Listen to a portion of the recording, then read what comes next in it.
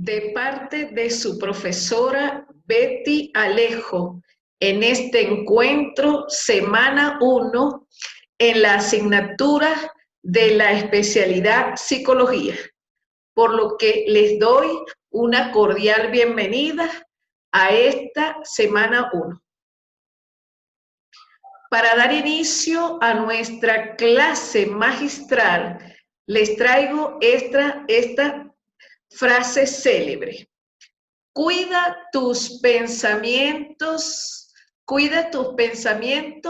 porque se volverán actos.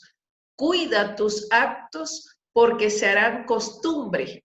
Cuida tu costumbre porque formarán tu carácter. Cuida tu carácter porque formará tu destino. Y tu destino será tu vida. Este es un filósofo indio, Gandhi. Entonces, ¿qué quiero yo aportar con esta frase célebre?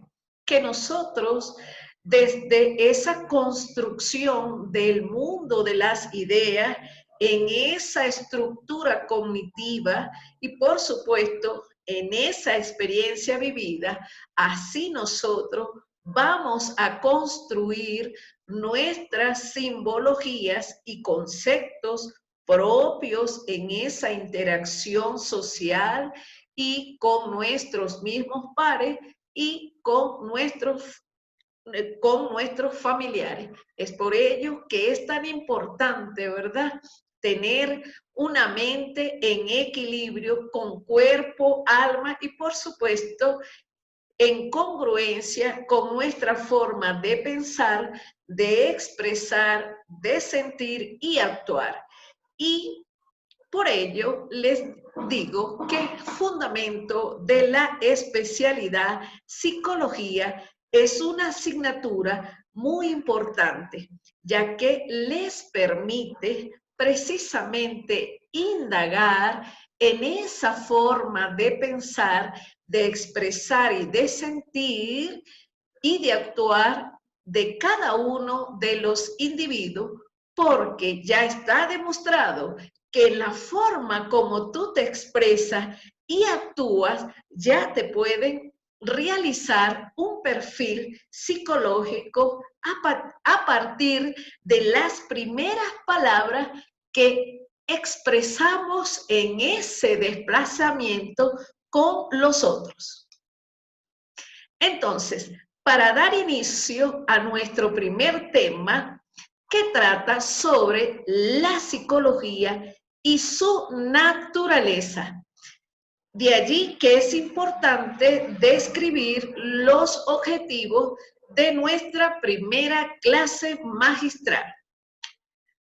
Por consiguiente, la matriz de objetivos en el día de hoy es explicar el origen de la psicología, identificar las diferentes corrientes del pensamiento clásico y contemporáneo. Entonces, dando inicio a esta primera parte, correspondiente con la introducción de nuestro tema, tenemos ¿qué es la psicología? Quisiera, ¿verdad?, que ustedes reflexionaran este concepto para que a partir de su propia reflexión usted pueda definir con sus propias palabras lo que significa para usted la psicología. Entonces, como lo pueden observar en la pantalla, textualmente se puede definir que la psicología es la ciencia que estudia los procesos mentales, las sensaciones, las percepciones y el comportamiento del ser humano en relación con el medio físico, es decir, con su medio inmediato y en el desplazamiento con los otros, y por supuesto con todos los elementos y personas que le rodean en esa interacción que llamo yo en la danza de la vida. Pero más allá de este concepto que ustedes pueden observar en la pantalla, la psicología, su fin único es estudiar precisamente los procesos mentales, porque es allí, en esa estructura cognitiva, que nosotros vamos almacenando en esos primeros años de vida. Ya lo decía Jean Piaget, en esos años de 2 hasta los 7 años, nosotros vamos almacenando en la memoria a largo plazo toda la experiencia vivida y, por supuesto, a través de esa interacción con papá y mamá y con nuestros mismos pares y más allá con el contexto social. Y nosotros en ese desplazamiento entre unos y otros vamos adquiriendo lo que conocemos como los códigos sociales, patrones, costumbres y por supuesto toda esa simbología que vamos a ir heredando y vamos almacenando en nuestra memoria a largo plazo. Por eso, la psicología, desde su inicio en esa evolución histórica, también tiene grandes aportes que es importante entonces desarrollar.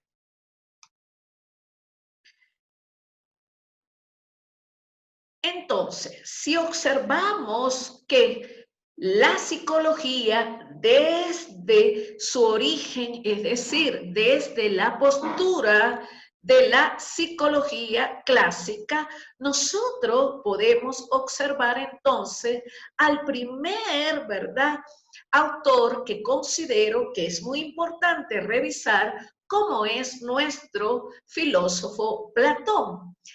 Platón fue un filósofo representante que vivió en la antigua Grecia y él veía al ser humano en 3 dimensiones, entre las cuales destacaba la primera, la razón, es decir, para Platón el hombre estaba constituido por una racionalidad lógica e instrumental que le permite razonar, analizar y, por supuesto, comprender la realidad más allá de una realidad personal, de una realidad personal.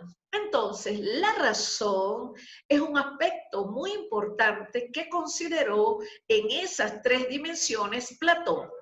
La segunda fueron las pasiones nobles. Si ustedes se ponen a ver, allí Platón ya estaba dividiendo lo que se conoce actualmente como las 3 caras del cerebro o las 3 dimensiones del cerebro, porque cuando nos vamos a observar la primera dimensión, que es la razón, vista desde nuestro filósofo Platón, entonces, si lo vemos desde la neurociencia, vemos allí que la razón está relacionada con la neocorteza cerebral y, por supuesto, con los hemisferios cerebrales, tanto izquierdo y derecho.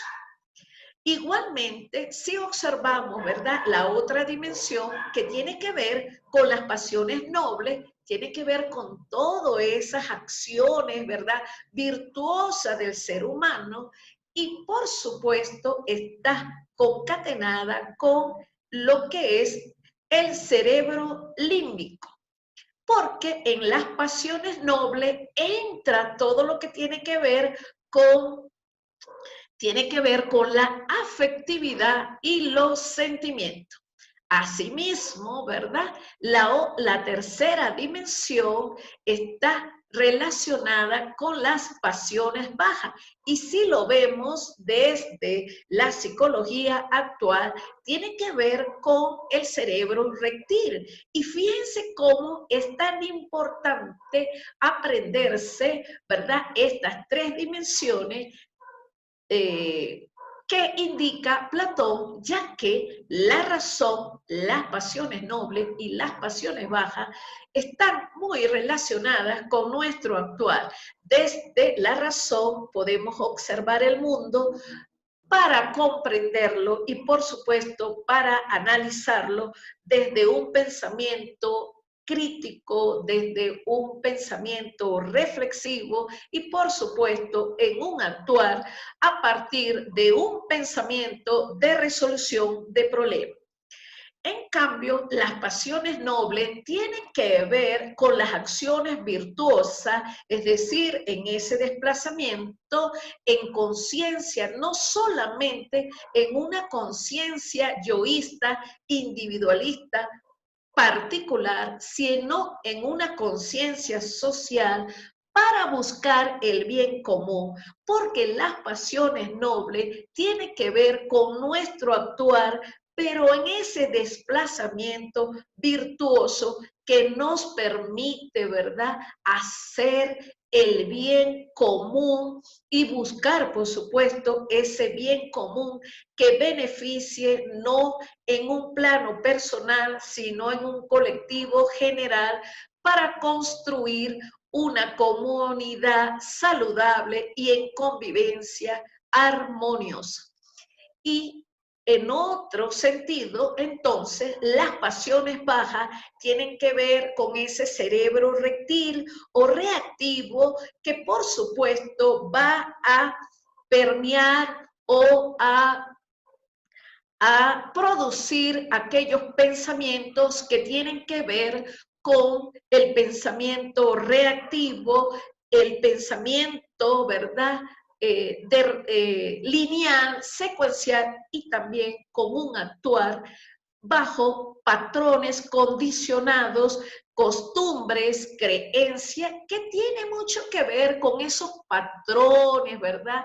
Que de una u otra forma hemos ido almacenando en nuestra estructura cognitiva que nos ha hecho de una u otra forma ser un observador unidimensional y, por supuesto, a partir de una mente limitada que no permite la plasticidad cerebral.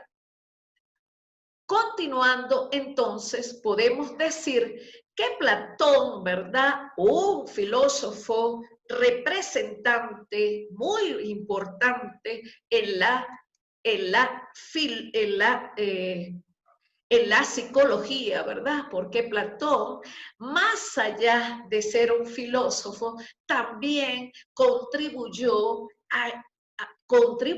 creando, por supuesto, una enseñanza que le permitió construir grandes diálogos, porque acuérdense que Platón era discípulo de Sócrates y Platón lo que hizo fue recoger todas las enseñanzas que le dio su maestro Sócrates. Y por eso es que Platón es un hombre, un filósofo que trascendió las barreras del tiempo, creando, ¿verdad?, grandes contenidos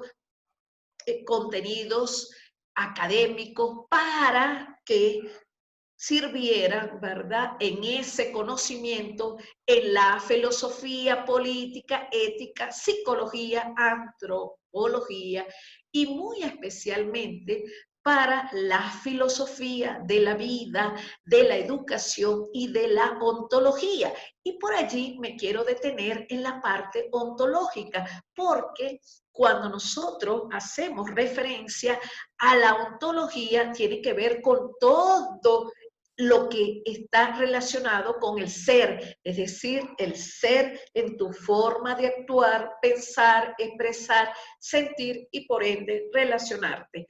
Y por supuesto, un aspecto bien interesante de Platón es la teoría del mundo de las ideas. Y ese mundo de las ideas también construyó tres mundos, que es el mundo social, el mundo objetivo y el mundo subjetivo. Y por supuesto ya está también relacionándose con el mundo íntimo, es decir, nuestro mundo íntimo.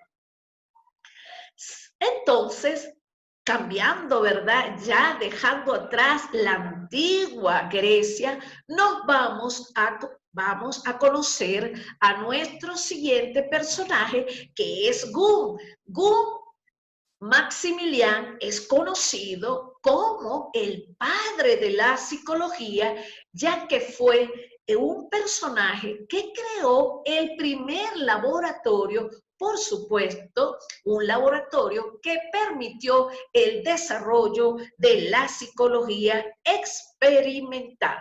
Allí nuestro amado Boom aplicó el método, y yo lo pronuncio tal cual, ¿ok? Como se escribe, para que lo recuerden.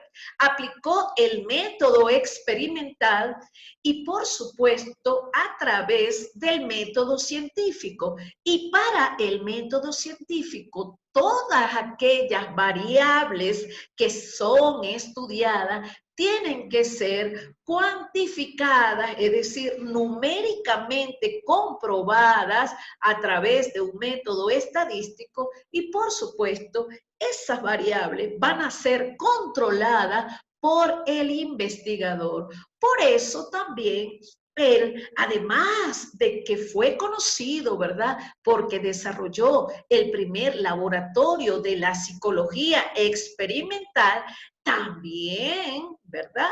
Es bien reconocido porque fue dando los primeros pasos para que se entendiera también el método de introspección. Ahora bien, ¿cómo entiendo yo el método de introspección?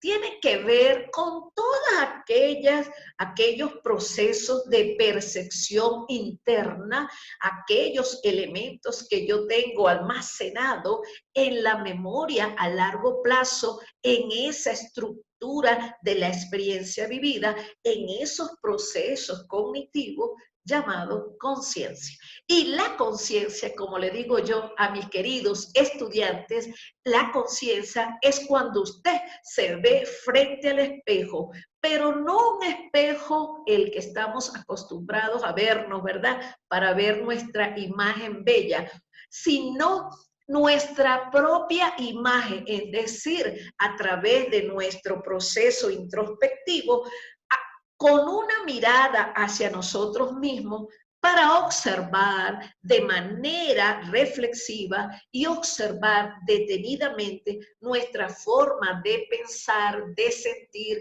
de expresar y de actuar. Por eso es tan importante conocer a este actor. Allí también les dejo, ¿verdad? Esta siguiente lámina que pueden observar en la pantalla, porque Wu, además de que también trabajó la psicología de los pueblos, ¿y qué era realmente lo que él buscaba en esa psicología de los pueblos?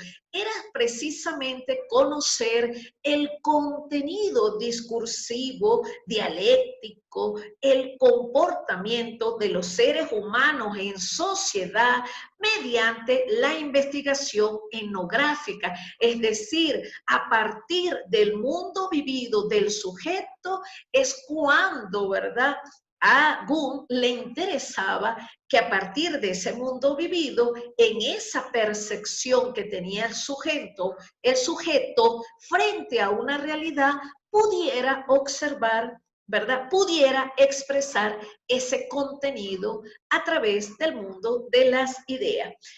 Por supuesto, les dejo esta lámina para que la lean con detenimiento, les sirva de apoyo en este análisis que ustedes deben realizar. Por otra parte, también podemos observar a otro de los grandes psicólogos, ¿verdad? Como es justamente nuestro William James. William James es un gran representante de la psicología porque precisamente él fue el fundador de la psicología funcional, es decir, recuerden que nuestra sociedad está estructurada socialmente por unos poderes, ¿verdad? Que de una u otra forma direccionan el comportamiento humano y en esa estructura, como está estructurada nuestra sociedad, así también nosotros funcionamos y por ende orgánicamente tenemos una funcionalidad, ¿verdad? De todos nuestros órganos o sistemas orgánicos, pero en esa estructura de la experiencia vivida, como lo llamaba William, en esa doctrina del empirismo radical, en esa experiencia vivida, es que nosotros le vamos a ir dando un significado a unos códigos o simbologías almacenados. Y es por eso que nosotros somos lo que hemos vivido. Así de fácil. Y lo otro que también me gusta de William James es que fue un investigador de los procesos subliminales de la conciencia, ¿verdad? Y la conciencia, en esa conciencia, porque tenemos una conciencia del yo y una conciencia social y de los fenómenos paranormales. Por eso este psicólogo y filósofo escandalizó al mundo científico en su tiempo, porque acuérdense que eran unos tiempos, imagínense, de 1984 para adelante, cuando él, ¿verdad?, comienza, porque él nace justamente en 1984 y fallece en 1910, y en ese 1900 y tanto, ¿verdad? En ese recorrido de su vida y en esos aprendizajes que hizo, por supuesto, eran unos tiempos donde habían demasiados tabúes y, por supuesto, la iglesia que estaba gobernando el mundo con la Santa Inquisición y, por supuesto, adoctrinando el pensamiento y alineando el pensamiento y adoctrinando, por supuesto, para enajenar una conducta social. Lógicamente, esas ideas de William eran demasiadas adelantadas para su tiempo. Por eso también él consideró que los curanderos o sanadores mentales eran importantes en nuestra sociedad. Y por eso es que esta parte llegó a escandalizar a la sociedad de ese momento. Seguidamente les presento a otro autor muy interesante de la psicología, como es nuestro amado, porque yo lo amo a él, nuestro amado Sigmund Freud. Nuestro amado Sigmund Freud, médico psiquiatra, es una persona sumamente reconocida porque generó una polémica muy importante en esos tiempos, ¿verdad? Acuérdense que eran tiempos de 1800, 1900, dando entonces unas investigaciones tan importantes como, por ejemplo, tiene tanto, ¿verdad? Tanta teoría que construyó mi Freud, que la primera fue el tratamiento de la histeria. ¿Y por qué surge ese tratamiento de la histeria? Y justamente él estudió más de 3.000 mujeres para conocer por qué las mujeres de esa época presentaban histeria. Y justamente él acuñó el término de histeria relacionándolo con el útero, porque nosotras las mujeres, además de que tenemos una carga hormonal bien significativa, también las chicas de ese tiempo, como eran condicionadas para tener un comportamiento controlado por la iglesia, que era la que tenía el poder bien importante en esa sociedad, las mujeres ni no solamente las mujeres, los homosexuales también, pero en el caso específico de Sigmund Freud, que es lo que estamos tratando, no podían expresar en ningún momento todas esas pasiones bajas y por supuesto eso le generaba a esas chicas frustración y resentimiento y por eso es que él empezó a entender que las mujeres que él analizaba en ese tiempo le mentían y por eso esa teoría en ese momento fue invalidada porque no tenía un sustento claro. Sin embargo, más adelante él pudo demostrar que las mujeres mentían y además de eso sí tenían una situación de histerismo. Asimismo, a Sigmund Freud se le conoce, ¿verdad? Porque generó la teoría de la personalidad, también el término, ¿verdad? De la Electra y tenemos de la Electra y, por supuesto, otros términos que son importantes, que los vamos a profundizar en los próximos encuentros, pero les digo que este autor es muy importante porque habló del yo, del ello, del super yo, el complejo del Electra y otras cosas bien interesantes que seguiremos profundizando y que yo les invito a leer a este autor porque además de que lo estamos revisando bueno, muy rápidamente en el primer encuentro, por supuesto, ya va a haber un espacio, un espacio solo para tratar la teoría de Sigmund Freud. Les invito de una vez a leer y analizar a este psiquiatra. Por otro lado, también les traigo una teoría que es importante revisar, cómo es la teoría de Les Vygotsky. ¿Y por qué es importante revisar la teoría de Les Vygotsky? Porque Vygotsky, además de que fue un psicólogo, ¿verdad? Ruso, judío, que eran perseguidos, acuérdense, por esas guerras, ¿verdad? Mundiales que vivió nuestro país, bueno, nuestro país no, el mundo, que vivió el mundo.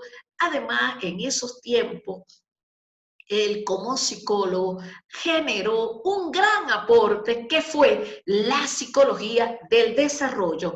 En este caso, yo voy, porque este es un autor que también les invito a profundizar, yo voy a explicar algunos aspectos por los cuales les dejo esta lámina en pantalla para que la analicen detenidamente. Sin embargo, yo lo que voy a recalcar aquí de Vygotsky es que él dice que la inteligencia de los seres humanos solamente se puede explicar en términos de interacción social y lógicamente él dice que nosotros los seres humanos tenemos una inteligencia innata, pero que también el entorno social nos estimula, nos potencia para ser más inteligentes, es decir, para desarrollar las múltiples inteligencias. Por otro lado, también les quiero decir que Vygotsky señala que nosotros tenemos ciertas herramientas psicológicas en nuestro proceso cognitivo y lógicamente el medio ambiente, en ese entorno donde usted se desenvuelva, allí le va a potenciar una superinteligencia o las inteligencias múltiples. Cito un ejemplo para que entiendan lo que quiso decir Vygotsky. No será lo mismo un niño que se desarrolle en un medio ambiente rural que no tenga un celular inteligente o una computadora, 180 canales de televisión y por supuesto donde su papá y su mamá sean profesionales. En cambio, un niño que tenga todas esas condiciones desarrollará todas las inteligencias porque eso ya está demostrado, que el ambiente, es decir, el entorno donde nos desenvolvemos es es un gran potenciador de nuestras inteligencias, por supuesto, en esos procesos cognitivos, conductuales, afectivos, actitudinales y sociales.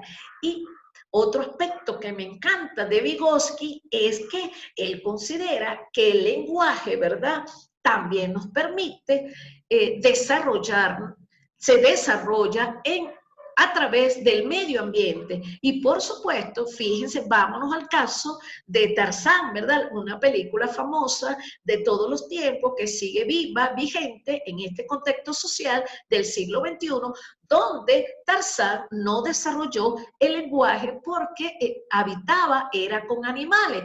Y el lenguaje, es decir, todo lo que tiene que ver con la dialéctica, se desarrolla en el contexto social. Asimismo, les puedo decir que Vygotsky también generó en su teoría social varios aspectos sumamente interesantes que a mí me encanta, por cierto, este actor. Y les digo, él hizo un gran aporte porque acuñó varios principios de suma importancia para la teoría psicológica y, por supuesto, la teoría social. Entre esos tenemos la zona de desarrollo próximo o la zona de desarrollo proximal, que él dice que un niño, más allá de la edad que tenga, podemos potenciar, desarrollar su inteligencia a partir de esos estímulos externos. Cito un ejemplo para que me entiendan. Un niño no lo podemos etiquetar porque tiene 3 años, porque tiene una estructura cognitiva de 3 años, lo podemos desarrollar, ¿verdad? Fomentar su zona de desarrollo proximal, es decir, a través de esos estímulos externos podemos desarrollar su inteligencia. También hablaba de las funciones mentales superiores y eso también es importante. ¿Por qué? Porque la inteligencia, nosotros tenemos procesos cognitivos básicos que es el observar, el describir y el analizar.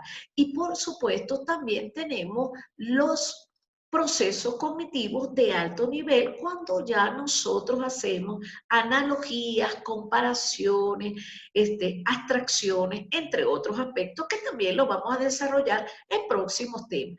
Asimismo, Vygotsky decía que a través de la socialización, el niño va desarrollando esa formación conceptual, es decir, va creando los significados propios que va aprendiendo en su red familiar, con sus mismos pares o en el entorno social. Y otro aspecto que me gusta mucho de este autor es que él dice que el juego debe ser entendido como un fenómeno psicológico. Asimismo, un gran aporte de él es que estudió los trastornos del aprendizaje. Por otra parte, tenemos a Jean Piaget. ¿Quién no ha escuchado a nuestro amado Jean Piaget? También me encanta este hombre de verdad, porque él, además de que fue, ¿verdad?, siempre buscaba el origen epistemológico de las cosas. Por supuesto, fue biólogo suizo y considerado el padre de la epistemología genética. Él también hablaba de varias cosas y entre esas propuso la teoría constructivista del desarrollo de habilidades y la inteligencia a partir de una propuesta evolutiva de interacción entre genes y ambiente. Entonces, entendiendo la teoría del desarrollo cognitivo de Jean Piaget, él decía lo siguiente, que el niño en esos primeros años iba desarrollando los primeros conceptos, la adquisición de un cúmulo de lenguajes o de conceptos que de una u otra manera los iba adquiriendo en el entorno inmediato y a través de ese proceso de asimilación y acomodación, entonces él lo almacenaba en la memoria a largo plazo. Por eso a Jean Piaget se le debe, ¿verdad?, que varios aportes, entre eso él está allí, ¿verdad? Las etapas de desarrollo que según Jean Piaget están establecidas desde la edad de 0 a 2 años. Él dice que hay un desarrollo motor sensorial. Vale decir que el niño, ¿verdad? En esa etapa de 0 a 2 años tiene control de la motricidad gruesa porque hay movimiento, y el aprendizaje acerca del objeto físico. Sin embargo, en la edad de 2 a 7 años, que según Jean Piaget es la etapa más importante, porque allí vamos, ¿verdad?, almacenando todos los conceptos, todas las simbologías heredadas de papá y mamá. Y por eso es que si un niño es maltratado en esa etapa, por supuesto, ya en la etapa adulto lo recordará tal cual en esa estructura de la experiencia vivida. Entonces, volviendo a la etapa preoperacional, que comienza a partir de los 2 años hasta los 7 años, según Piaget, dice que hay un desarrollo de las habilidades verbales. Entonces ya el niño tiene significado de las palabras y por supuesto de sus conceptos, de esa asimilación y acomodación de la información que recibió de ese medio o de ese contexto inmediato, y es así como él va a ir desarrollando esas habilidades verbales. No obstante, la edad entre los 7 a 12 años, que él la llama la etapa concreta o operacional, está relacionada con el inicio en ese asentamiento de conceptos abstractos, es decir, en la etapa de 7 a 12 años, ya el niño o la niña, ¿verdad? Pues también tenemos que incluir el género, ya puede hacer sus primeras abstracciones de esos conceptos aprendidos. Después, en la etapa de 12 a 15 años, que él la relaciona con la etapa formal operacional, él dice que este niño o niña ya tiene la capacidad de desarrollar habilidades, ¿verdad?, lógicas y de razonamiento. Y es así que en esa edad de 12 a 15 años, ya la persona, en este caso el adolescente, pues está en la etapa de 12 a 15 años, el adolescente ya puede hacer un razonamiento lógico y, por supuesto, no tan profundo, pero sí en un desarrollo de esos pensamientos lógicos y críticos. Saliéndonos entonces de aquellos actores, traigo otra teoría que me encanta muchísimo, que es la teoría conductista de Friedrich Skinner. Me encanta Skinner. ¿Por qué? Ay, porque Skinner primero era una persona con esa frescura que tenía Skinner, que llegó viejísimo, él envejeció y duró muchísimos años, hasta 90 y tanto. ¿Qué pasa? Que justamente Skinner, ¿verdad?, es muy conocido porque fue el padre de la teoría conductista que vivió hasta y estuvo vigente hasta 1900 y prácticamente 1952. Entonces, esta teoría conductista, primero, estaba relacionada con la psicología experimental y, por supuesto, otra de las cosas que se le debe a esta teoría conductista, que no desapareció del todo, porque si ustedes se ponen a ver, todo esta teoría está basada en una estructura de un modelo que está concatenado o conectado con lo que es un estímulo, ¿verdad? Estímulo, respuesta, reforzamiento. Es decir, que a una conducta dada se le da un estímulo, se refuerza y, por supuesto, va a dar una respuesta esperada. Por eso es que él decía que todo lo que tiene que ver con el medio ambiente, con la historia ambiental, va a permitir reforzar la conducta del ser humano. Lo que sí se le cuestionó a Skinner es que él trabajaba con animales y, por supuesto, eso también trajo unos que otros inconvenientes. Sin embargo, si observamos a Skinner, volvemos entonces a lo que son nuestros diseños curriculares. Así aprendimos nosotros a través de un estímulo.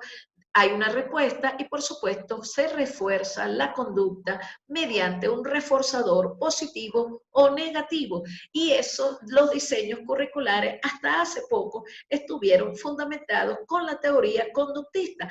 Y lo único malo de la teoría conductista, que además de ver a la persona como un receptor de información y que además de eso repite y repite la información, no hace la abstracción, sino que repite, memoriza, y es un proceso cognitivo de memorización.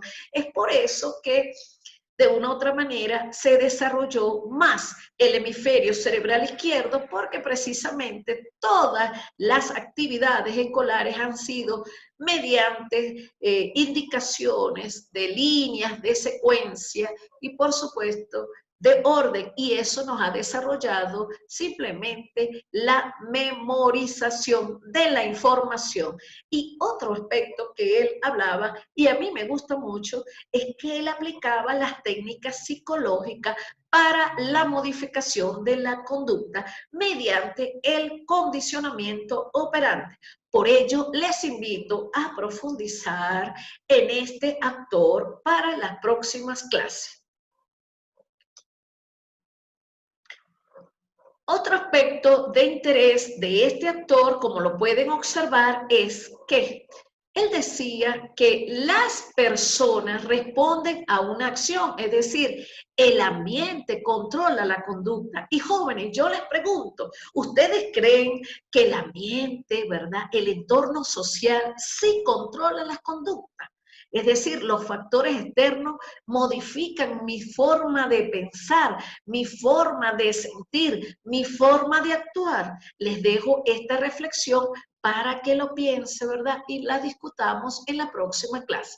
Asimismo, también Skinner dice que si un organismo repite una conducta dada, se ha reforzado positivamente y tiene una respuesta que haya sido castigada. Por supuesto, en la escuela se ve mucho eso. ¿Por qué? Porque justamente cuando se hacen los reforzamientos negativos, eso de una u otra manera marca a la persona y refuerza la conducta, pero la conducta negativa.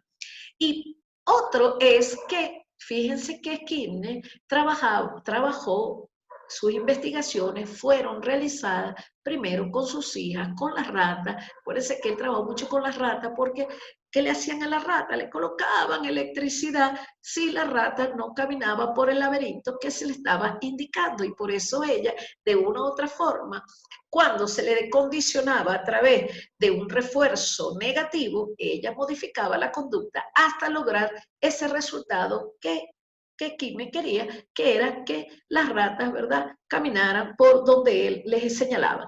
Y las palomas también. Entonces, fíjense que Skinner, lo que sí agregó esta teoría conductista es, como principio central, fue el condicionamiento operante. Bueno, jóvenes, para ir ya cerrando, ¿verdad? Esta primera clase, nuestra primera clase magistral, con ese gran entusiasmo que tienen ustedes y, por supuesto, su profesora, les traigo entonces la siguiente presentación para finalizar. Entonces, recordemos lo aprendido en esta semana. En esta semana, entonces, ¿qué es la psicología? Tienen que pensar, ¿qué es la psicología? Entonces, yo les dejo aquí algunas palabras claves para que ustedes se acuerden.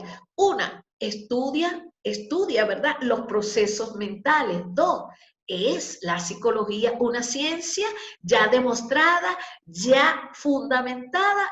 Y eso es la primera pregunta. Seguidamente les traigo, aprendimos que Platón veía al ser humano en 3 dimensiones: la razón, las pasiones nobles y las pasiones bajas.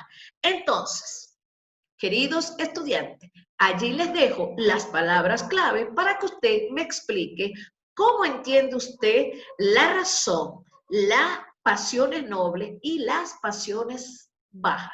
En mi recomendación les diría, las pasiones nobles debemos potenciarlas, desarrollarlas en el día a día porque necesitamos acciones virtuosas para tener un mundo rosa, que es lo que todos necesitamos para vivir en una convivencia saludable, como lo cita Maturana.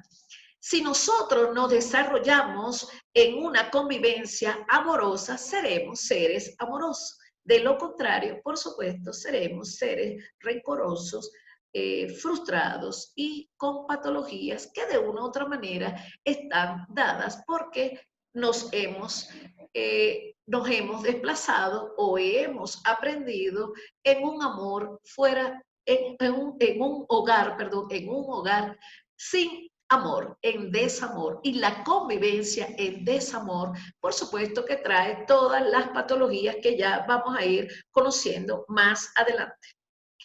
Igualmente, aprendimos hoy que Jung fue el padre de la psicología experimental y por supuesto que Jung también estaba trabajando con todos los contenidos de la conciencia y también otro aspecto importante es que él aplicó el método de introspección. También recuerden que él decía que las variables psíquicas deben ser cuantificables y controlables. Vale decir que él aplicaba el método experimental bajo el método científico. Y todo lo que entra en ese sistema de variables para el método científico tiene que estar demostrable numéricamente y por supuesto con un método estadístico. Otro actor que revisamos fue William. William también es importante recordar dos aspectos de él. ¿Cómo fueron? Que fue un representante muy importante porque él fue el que propuso la psicología funcional y también tiene que ver con la doctrina del empirismo radical que está conectada con la experiencia vivida. Y por eso es que en la actualidad la neurociencia le ha dado mucha importancia y por supuesto la teoría de la Gestalt le ha dado mucha importancia a lo que es la estructura de la experiencia vivida. También, por supuesto, difundió el pragmatismo. Otro aspecto que aprendieron hoy fue que Sigmund Freud es un autor que debemos profundizar y ver por qué él relacionaba el tratamiento de la histeria solo para las mujeres. Por ello les invito a contradecir, argumentar por qué él hacía este énfasis solo en las mujeres. Por otro lado, también aprendieron, ¿verdad?, que existe un gran psicólogo como Lex Vygotsky que habló de varios aspectos clave, como fue la zona de desarrollo próximo, el origen y el desarrollo de las funciones mentales superiores, la formación la formación conceptual y la relación que tiene el lenguaje y el pensamiento y lógicamente la influencia que tiene el contexto social en esa adquisición del lenguaje y el pensamiento y por ello les invito a profundizar en este excelente autor. Asimismo, vimos a Jean Piaget, nuestro Jean Piaget, un hombre que además de que trabajó todo lo que tiene que ver con la genética, ¿verdad? Con esos genes, la herencia, también habló de la adquisición del lenguaje, de las etapas evolutivas del desarrollo del ser humano en esos primeros años, También habló de la adquisición del lenguaje y, por supuesto, un aspecto muy importante que tienen que recordar es el proceso de asimilación y acomodación de la información en ese proceso cognitivo de alto nivel intelectual. Por otra parte, también aprendieron la teoría conductista de Skinner, que por supuesto habló de lo que tiene que ver con las técnicas psicológicas de la modificación de la conducta, principalmente el condicionamiento operante que se da a través del modelo de estímulo, respuesta y, por supuesto, conducta reforzada. Eso quiere decir que para Skinner, con esta teoría, el sujeto, es decir, el aprendiz, aquella persona que estaba en un proceso de aprendizaje, solo aprende mediante la memorización de la información y, lógicamente, como visto como un receptor de información, como un receptor pasivo en ese proceso de asimilación y acomodación de la información. Por eso es que este autor también les invito a profundizar, porque es una teoría que, aunque estuvo vigente prácticamente hasta el año 1952, porque allí comenzaron, ¿verdad?, a surgir otras teorías, como fue la teoría cognitivista, la teoría constructivista, humanista y todas las teorías que tenemos ahorita, ¿verdad?, la teoría social crítica, y todas las que tenemos, las teorías tecnológicas, de una u otra manera partieron contradiciendo todo aquello que había producido la teoría conductista. Sin embargo, desde mi punto de vista, también les digo que todas las teorías que se han propuesto desde el origen de la psicología clásica hasta el momento actual, todas han sido sumamente importantes porque han permitido al hombre entender por qué pensamos de una manera, expresamos de otra, y sentimos contrario a lo que pensamos y expresamos y, por supuesto, actuamos en contradicción a lo antes mencionado. Jóvenes, llegó el momento de despedirnos, no sin antes decirles muchísimas gracias por su atención. Les invito a reflexionar, a analizar y a traer sus propias conclusiones, jóvenes, para que entonces las discutamos en nuestro próximo encuentro. Muchísimas gracias y bienvenidos una vez más a la Universidad Israel. Tu futuro nos inspira. Muchísimas gracias.